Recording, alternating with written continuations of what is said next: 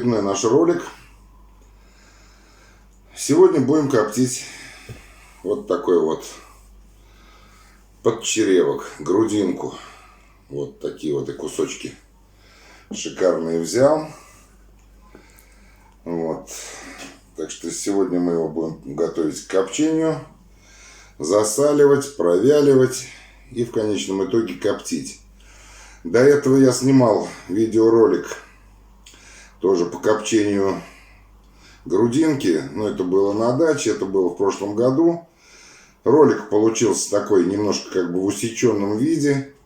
Соответственно, в комментариях возникло много вопросов. Но сегодня я постараюсь переснять этот ролик. Но это, правда, уже в условиях городской квартиры. Но это совершенно не помешает нам тут все это закоптить, все это сделать. Ну и, соответственно, я чуть поподробнее остановлюсь на вопросы, которые мне задавали. Ну и так, значит, вот здесь вот грудинка, здесь подсолнечная смесь. На литр воды я беру 3 столовых ложки соли, в данном случае морская соль здесь у меня, и чайную ложечку сахара. Сразу говорю, для чего требуется сахар.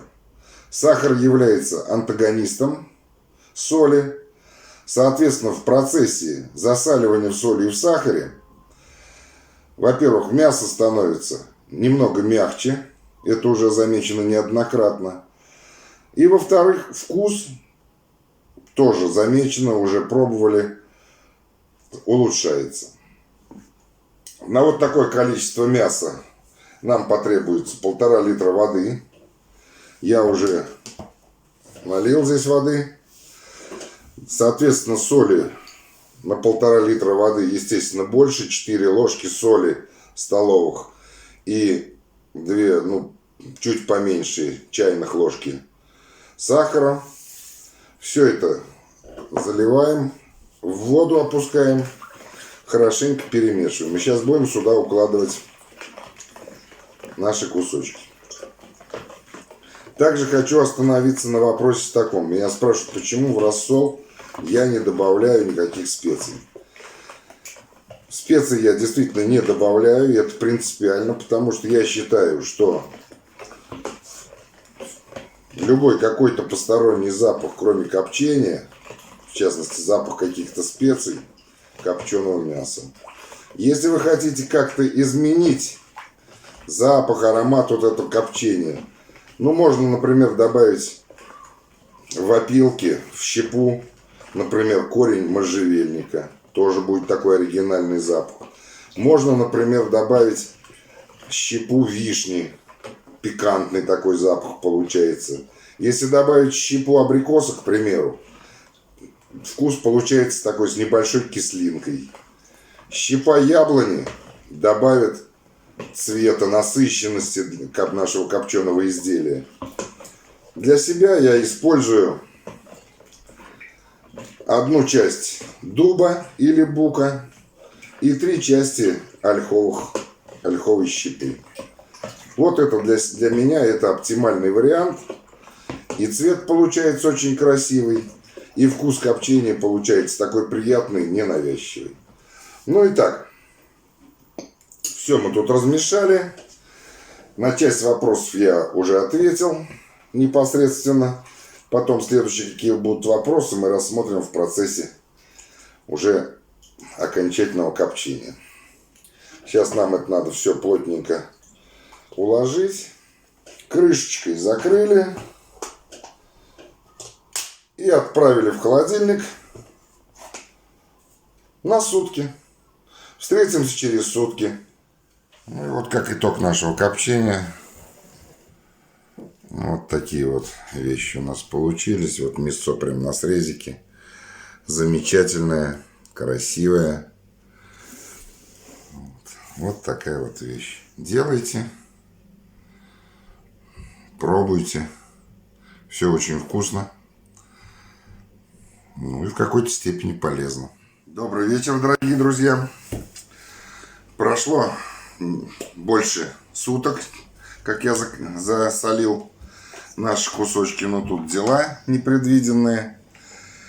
Теперь это все у нас просолилось, что это лежало больше суток, ничего страшного. Теперь достаем эти кусочки. Можно промыть, можно не промывать, роли никакой нет. Хорошенько их протираем. Вот так вот мы сделаем каждый кусочек. Потом мы повесим это провяливаться. Провяливаться вешать надо обязательно, так как влага враг копчения. Они вот сейчас, уже по времени мы не успеваем, конечно. Минимум они должны провисеть, просушиться кусочки. Часа 3-4. Это произвожу в квартире. Так что поэтому мы их сейчас немножко вытрем. Проденем крючочки и повесим банально в ванну. И в ванной они у нас провисят до завтрашнего утра. А утром будем уже коптить. Все вот так вот висит у нас аккуратненько, ничего не мешает. Вытяжка в ванной хорошо работает, то есть проток воздуха есть. Пусть висит до завтрашнего утра. Еще раз повторяю, что этот обязательный этап подготовки к копчению. В противном случае у нас мясо будет не коптиться, а вариться. Вот за ночь оно повисит, до конца просохнет, подвялится, немножечко потемнеет. И будет видно, прям кусочки будут заметно отличаться. Обязательный этап. И так, до завтра. Настало время копчения. Вот такая вот у меня коптилочка. Копчу я на плитке. Обычная плитка такая электрическая. Но это когда все в домашних условиях переходит. Мясо у нас хорошо провялилось, высохло. Вот прям их видно, что кусочки стали темнее. Вот, все готово к копчению. Итак, вот щепа. Щепа — это значит вот одна часть дуба, 3 части ольхи. Таких вот 3 больших пригоршни. Как раз на эту коптилку хватает. Вот большая фракция — это дуб. Помельче — это фракция ольха. На мой взгляд, это самый оптимальный состав для копчения. Засыпаем. Чуть-чуть разровняли. И подходим как раз к следующему вопросу. Вот на дно коптильни над опилками я ставлю вот такой вот поддон. Это надо делать обязательно. Тоже много вопросов было, почему курица или там сало, например, начинает горчить. Это вот именно от того, что нет поддона. Когда происходит копчение, жир все равно какой-никакой начинает капать на опилки, на горячую поверхность. Соответственно, уже получается не дым ольховый, а дым жировой. Соответственно, отсюда и горечь идет. Если нет такого поддона, как у меня изначально она была, если нет такого поддона, то вполне можно постелить фольгу. Тоже будет, в принципе, то же самое. И все, сейчас аккуратненько развешиваем. Так, смотрим, чтобы нигде ничего не касалось. Сейчас все развесим и продолжим разговор. Кстати, вот, друзья, хочу вам показать, это вот моя коптилка холодного копчения для городской квартиры. Вот, своими руками, из подручных материалов. Ссылочку на нее я тоже дам в описании. Посмотрите. То есть даже можно холодное копчение устраивать дома абсолютно без проблем. Итак, все развесили. Все аккуратненько висит. Нигде ничего не соприкасается. Со стеночками тоже нигде не касается. Закрываем крышечку. Наливаем водички. Это как бы гидрозатвор. Вот тоже был вопрос у меня. Но это я коптил на даче. почему не пользуюсь гидрозатвором.